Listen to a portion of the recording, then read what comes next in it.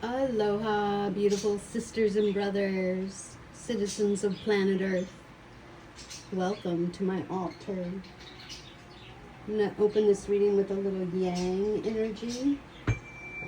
All those beautiful divine masculines and us beautiful divine feminines, balancing the feminine and the masculines in our own psyche, in our own body. It's another beautiful day to give all praise and glory to Yeshua. Thank you for coming to this earth and dying for the sins of mankind, because there are many. So I opened a book today that I haven't tapped into for a few years. It's called A Course in Miracles. And the interesting thing about this book is there was a couple atheist scientists who started channeling Jesus, and they become believers after this book was created, and their experience that they went through. So when I opened this book this morning, I opened to page 592. At the top it's titled The Undoing of Fear, and part 2 is Reversing Effect and Cause.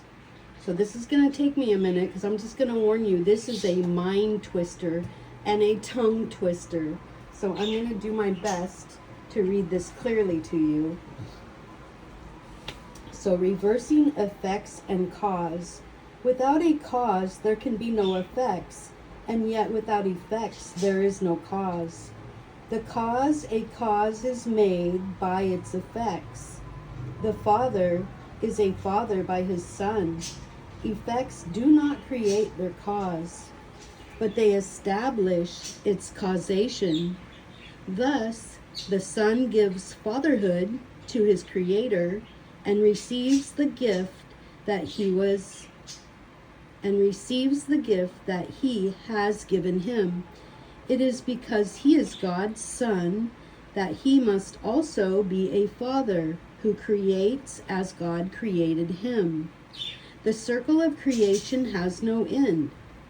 Its starting and its ending are the same, but in itself it holds the universe of all creation without beginning and without an end. Fatherhood is creation. Love must be extended. Purity is not confined. It is the nature of the innocent to be forever uncontained, without a barrier or limitation. This is purity, not of the body, nor can it be found where limitation is. The body can be healed by its effects, which are as limitless as is itself. Yet must all healing come about because the mind is recognized as not within the body and is innocent, and its innocence is quite apart from it, and where all healing is. Where then is healing? Only where its cause is given its effect. For sickness is a meaningless attempt to give effects to causelessness and make it be a cause. Always in sickness does the Son of God attempt to make himself his cause and not allow himself to be his Father's Son. For this is impossible desire. He does not believe that he is love's effect and must be cause because of what he is. The cause of healing is the only cause of everything. It has but one effect, and in that recognition, causelessness is given no effects and none is seen. A mind within a body and a world of other bodies, each with separate minds, are your creations. You, the other mind, creating with effects, unlike yourself, and as their father, you must be like them. Nothing at all has happened, but that you have put yourself to sleep and dreamed a dream in which you were an alien to yourself and but a part of someone else's dream. The miracle does not awaken you, but merely shows you who the dreamer is. It teaches you there is a choice of dreams while you are still asleep. Depending on the purpose of your dreaming, do you wish for dreams of healing or for dreams of death? A dream is like a memory in that it pictures what you wanted shown to you. An empty storehouse with an open door holds all your shreds of memories and dreams. Yet if you are the dreamer, you perceive this much at least. You have caused the dream and can accept another dream as well. But for this change in content of the dream, it must be realized that it is you who dreamed the dreaming that you do not like. It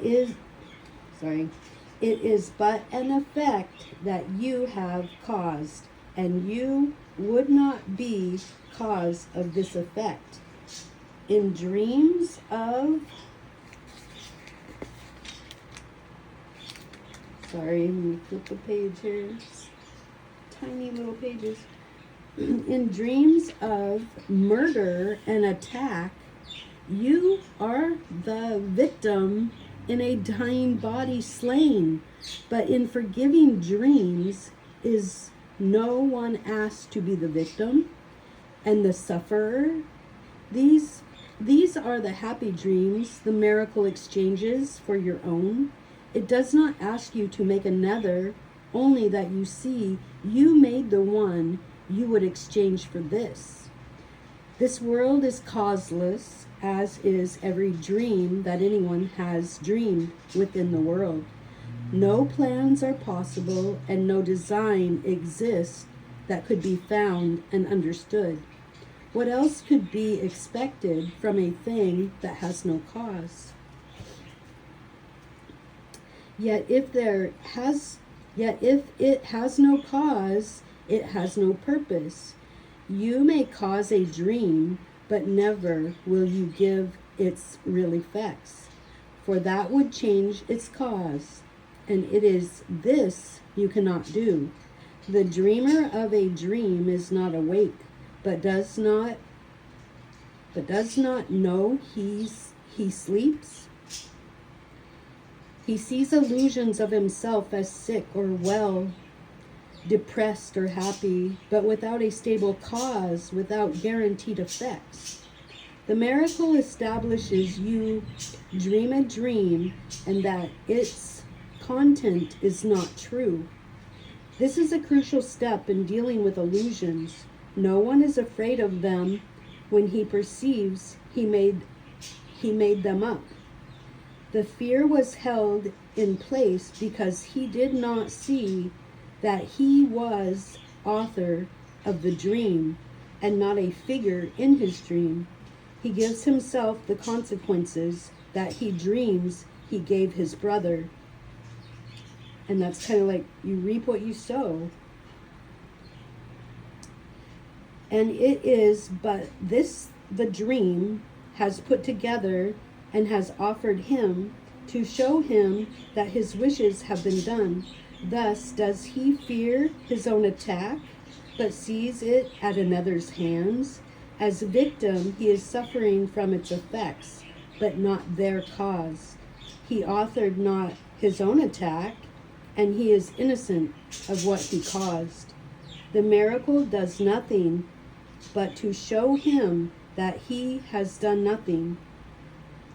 What he fears is cause without the consequences that would make it cause, and so it never was.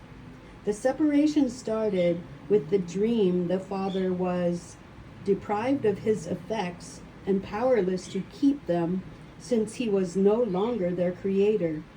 In the dream, the dreamer made himself But what he made has turned against him, taking on the role of its creator as the dreamer had. And as he hated his creator, so the figures in the dream have hated him. His body is their slave, which they abuse because the motives he has given it have they adopted as their own, and hate it for the vengeance it would offer them. It is their vengeance on the body which appears to prove the dreamer could not be the marker of the dream. Effect and cause are first split off. Effect and cause are first split off, and when reversed, so that effect becomes a cause, the cause effect. This is the separation's final step, with which salvation, which proceeds to go the other way, begins. The final step is an effect of what has gone before, appearing as cause. The miracle is the first step in giving back to cause the function of causation, not effect. For this confusion has produced the dream, and while it lasts, will awaken. And while it lasts, will awakening be feared, nor will the call to awakening be heard, because it seems to be the call to fear. Like every lesson that the Holy Spirit requests you to learn, the miracle is clear. It demonstrates what He would have you learn and shows you its effects are what you want. In His forgiving dream are the effects of your undone and hated enemies perceived as friends with merciful intent. Their enmity is seen as causeless now because they did not make it, and you can accept the role of the maker as their hate because you see that it has no effects. Now you are freed from this much of the dream. The world is neutral, and the bodies that still seem to move about as separate things need not be feared, and so they are not sick. The miracle returns the cause of fear to you who made it, but it also shows that having no effects is not cause, because the function of causation is to have effects.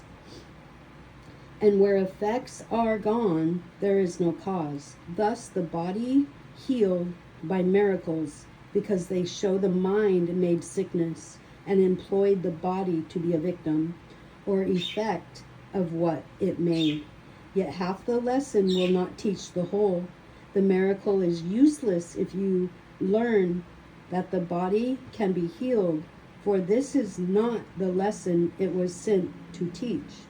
The lesson is the mind was sick, and through the body, the lesson is the mind was sick, that though the body could be sick, projecting out its guilt caused nothing and had no effects. This world is full of miracles. They stand in shining silence next to every dream of pain and suffering, of sin and guilt. They are the dream's alternative, the choice to be the dreamer rather than deny the active role in making up the dream. They are the glad effects of taking back the consequence of sickness to its cause. The body is released because the mind acknowledges this is not done to me, but I am doing this. And thus the mind is free to make another choice instead. Beginning here, salvation will proceed to change the course of every step in the descent to separation, until all the steps have been retracted, the ladder gone, and all the dreaming of the world undone. And that's it. So, yeah, meditate on that for a little while. I'm going to close this with some yin. And just remember, you reap what you sow, you get what you give. So give out love, peace. Be honest in all your affairs. Love yourself. Do not let negative thoughts overtake your mind, because your mind affects your body. And I pray healing and health over humanity today. God bless everybody. Aloha.